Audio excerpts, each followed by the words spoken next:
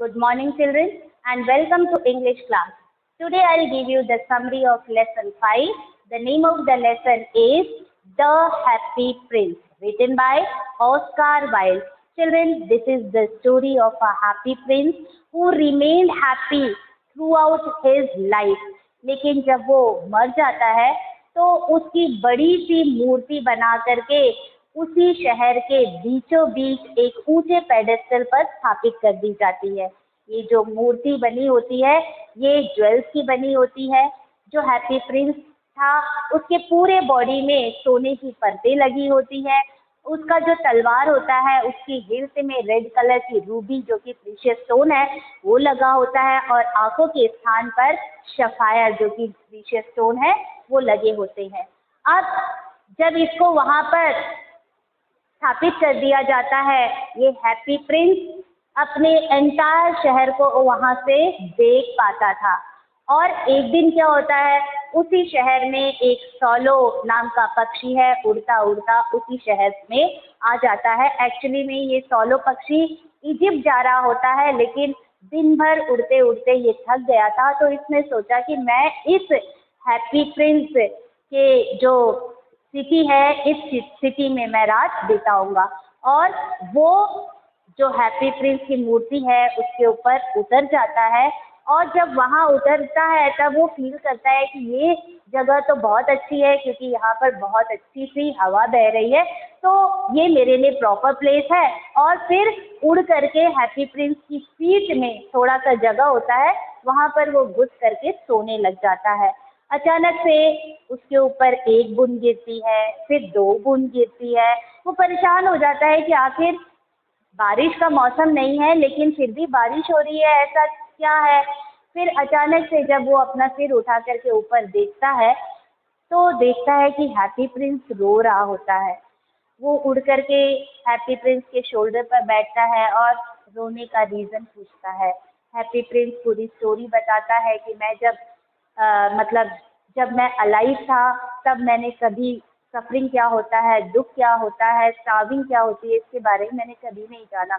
लेकिन आज मरने के बाद मैं ये सारी चीज़ों को रियलाइज़ कर रहा हूँ इसलिए मैं बहुत दुखी हूँ। मैं चाहता हूँ तुम मेरी मदद करो।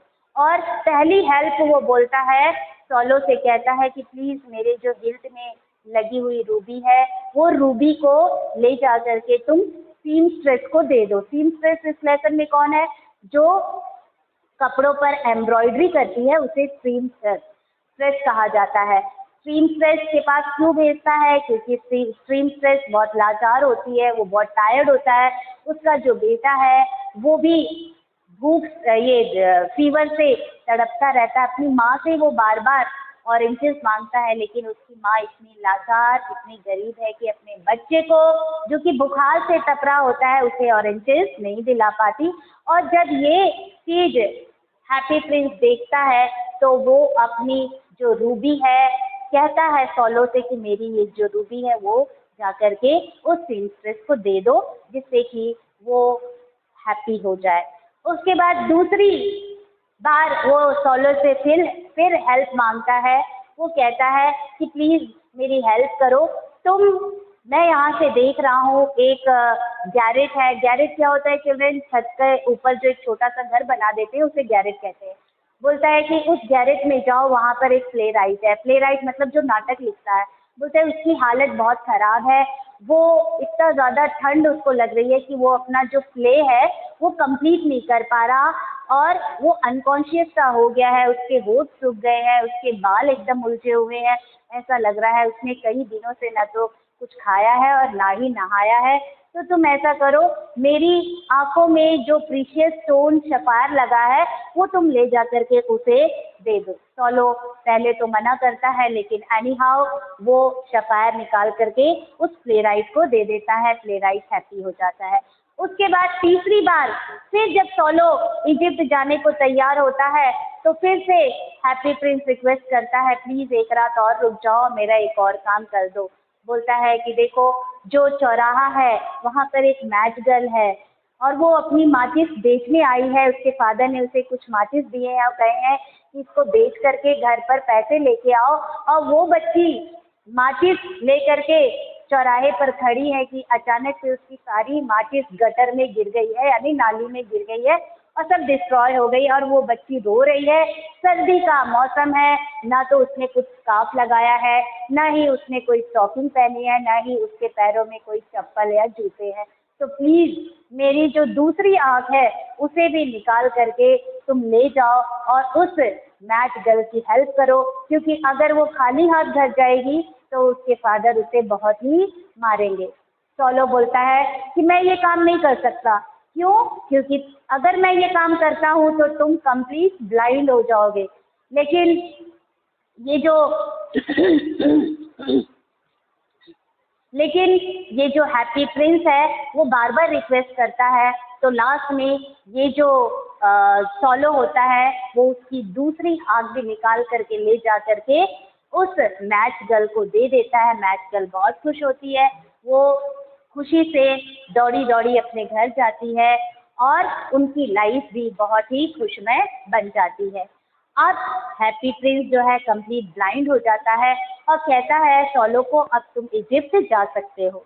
सॉलो धीरे धीरे उससे लगाव हो जाता है, सॉलो को और हैप्पी प्रिंस को सॉलो को हैप्पी प्रिंस से बहुत ज़्यादा लगाव प्यार हो जाता है। दोनों अब सेपरेट होना नहीं चाहते थे। सॉलो बोलता है अब तुम कंप्लीट ब्लाइंड हो गए हो, अब मैं पूरा टाइम तुम्हारे साथ ही रहूँगा। और फिर क्या होता है, सॉलो से हैप्पी प्रिंस कहता है कि तुम और भी मेरे पूरे शहर में उड़ो और जाकर के पता लगाओ कि कहाँ पर और भी लोग ऐसे हैं जो कि बहुत ही परेशान हैं, बहुत ही गरीब है, जिनके घर में भुखमरी है, जाकर के पता लगा करके आओ। सॉलो आज्ञा का पालन करता है, वो पूरे शहर में घूमता है और शाम को वापस से हैप्पी प्रिंस के पास आता है और शहर का पूरा जो वो देख के आया रहता है वो सारी बातें बताता है। वो कहता है कि मैं शहर में उड़ा, मैंने देखा जो बहुत ही रिच पीपल हैं वो तो बहुत ही कंफर्टेबल और लग्जरियस लाइफ जी रहे हैं, लेकिन उनकी गेट के ऊपर गरीब लाचार लोग बेगिंग कर रहे हैं। वो सोच रहे हैं कोई तो आए कि उन्हें थोड़ा सा खाना दे। इसके अतिरिक्त वो ये भी बताता है कि मैं एक ऐसे लेन में गया था, ऐसी गली में गया था जहाँ पर कोई लाइट नहीं थी और वहाँ पर छोटे छोटे बच्चे रहते थे जिनके जो चेहरे थे सफ़ेद पड़ गए थे क्योंकि वो स्टार्व कर रहे थे, उन्हें बहुत दिनों से खाना नहीं मिला था।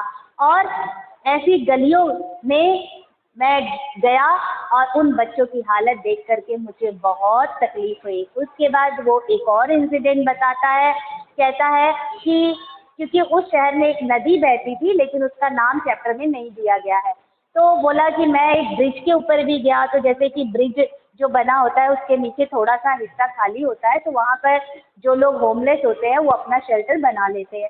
तो ये जो सॉलो है ये हैप्पी प्रिंस से कहता है कि मैंने 2 बच्चों को उस जगह पर देखा, वो बच्चे गरीब थे, उनके पास कपड़े नहीं थे, सीवियर ठंड पड़ रही थी और ये जो बच्चे हैं एक दूसरे को लिपट करके आपस में एक दूसरे को गर्मी दे रहे थे। लेकिन जब ये वहाँ सो रहे थे तभी एक पुलिसमैन आया और उसने डंडा मार के इन लोग को भगा दिया और ये बच्चे बेचारे, बारिश हो रही थी, बारिश में भागते हुए वहाँ से चले गए। तब ये जो हैप्पी प्रिंस कहता है, रिक्वेस्ट करता है कि प्लीज़ ये जहाँ जहाँ तुम ये सारी सफरिंग्स देख करके आए हो, मेरे एंटायर बॉडी में सोने की परतें लगी हुई हैं, उसे एक एक करके निकाल करके तुम सब लोगों को दे दो ताकि मेरी इस स्थिति में कोई भी व्यक्ति दुखी ना रहे। सॉलो जो पक्षी होता है वो ऐसा ही करता है, उसने पूरे हैप्पी प्रिंस की बॉडी में से जितनी भी जो लेयर्स थी सोने की परतें थी वो सबको निकाल निकाल के हर घर में उसने पहुंचाया और अब उस शहर में सभी बच्चे खुश हैं, सभी लोग कंफर्टेबल लाइफ जी रहे होते हैं। लेकिन अब ये जो हैप्पी प्रिंस की हालत होती है ये एकदम बेकार बदसूरत लगने लग जाता है क्योंकि उसके बॉडी में से जितने भी ज्वेल्स थे वो निकल गए होते हैं और फिर सर्दी बढ़ने लग जाती है। ये जो सॉलो है, सॉलो ठंड बर्दाश्त नहीं कर पाता है तो किसी तरह से हिम्मत जुटा करके उसके शोल्डर पर एक दिन उड़ करके बैठता है और कहता है कि देखो अब मैं मरने वाला हूँ, मैं जा रहा हूँ होम ऑफ डेथ में जा रहा हूँ। हैप्पी प्रिंस सोचता है कि ये कह रहा है कि ये इजिप्ट जाने वाला है। बोलता है हाँ हाँ अब तो तुम जा सकते हो। लेकिन फिर ये जो सॉलो है वो बताता है कि मैं अब मरने जा रहा हूँ, इसलिए मेरी एक अंतिम इच्छा है, मेरा एक विश है, और वो विश ये है कि मैं तुम्हें मरने से पहले तुम्हारे हाथों को चूमना चाहता हूँ, किस करना चाहता हूँ। हैप्पी प्रिंस कहता है कि मैं तुम्हें बहुत प्यार करता हूँ, इसीलिए तुम मेरे हाथों को क्या, मैं चाहूँगा कि तुम मेरे लिप्स को किस करो। और किसी तरह से ये जो सॉलो है वो उड़ता है, उसके लिप्स को किस करता है, उसी समय मर करके नीचे गिर जाता है। और जैसे ही ये सॉलो पक्षी हैप्पी प्रिंस के पैरों पर गिरता है, वैसे ही एक अजीब सी हैप्पी प्रिंस के अंदर से आवाज़ आती है। दैट मीन्स हैप्पी प्रिंस का जो दिल होता है वो लीड का बना होता है, लीड एक मेटल होता है चिल्ड्रन। अचानक से मूर्ति में से आवाज़ आती है, ऐसी आवाज़ मानो उसका दिल टूट गया हो और वो भी खत्म हो गया हो। तो ये जो हैप्पी प्रिंस है वो भी एक तरह से मर जाता है, क्योंकि दिल टूट गया तो वो भी मर जाता है, दोनों लोग मर जाते हैं। और उसी समय जो उस सिटी का मेयर होता है वो अपने काउंसलर्स के साथ घूमता हुआ वहाँ आता है और देखता है तो बोलता है कि अरे बाप रे, ये हैप्पी प्रिंस है, ये तो एकदम बैगर की तरह लग रहा है। और फिर वो ऊपर चढ़ता है मूर्ति के ऊपर तो देखता है ये बर्ड पड़ी रहती है सॉलो, तो उसको उठा करके फेंक देता है।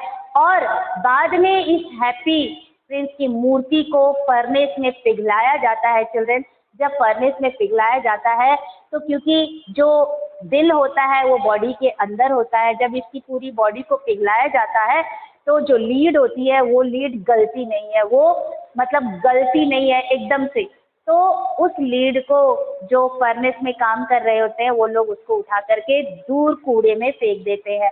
ऐसी जगह फेंकते हैं जहाँ पर ये मरा हुआ सॉलो पक्षी भी पड़ा हुआ होता है। और अब ये लोग मरने के बाद भी एक साथ हो जाते हैं। उसी समय भगवान ये सब देख रहे होते हैं और जब ये एंजल इस सिटी में से 2 प्रीशियस चीज़ें लेके जाता है तो वो एंजल को अप्रिशिएट करते हैं और बोलते हैं बिल्कुल सही चीज़ तुम लेके आए हो। और इस तरह से ये जो गॉड है वो सॉलो को परमानेंट के लिए स्वर्ग में स्थान दे देते हैं और वहाँ पर ये जो सॉलो पक्षी है वो परमानेंट गाना गाया करता था। और ये जो हैप्पी प्रिंस थे इन्हें भी स्वर्ग में स्थान मिल जाता है और ये भगवान को हमेशा वहाँ पर रह करके प्रेज किया करते थे। तो चिल्ड्रन, इस स्टोरी में हमें ये पता पड़ा कि काइंडनेस इज ऑलवेज अवॉर्डेड। भगवान भी जिसके दिल में दया होती है उससे प्रेम करते हैं, जैसे कि स्टोरी में हुआ है। So hope the story is very clear to you. We'll meet with some other topic in the next class. Till then, keep revising the course and stay safe. Thank you.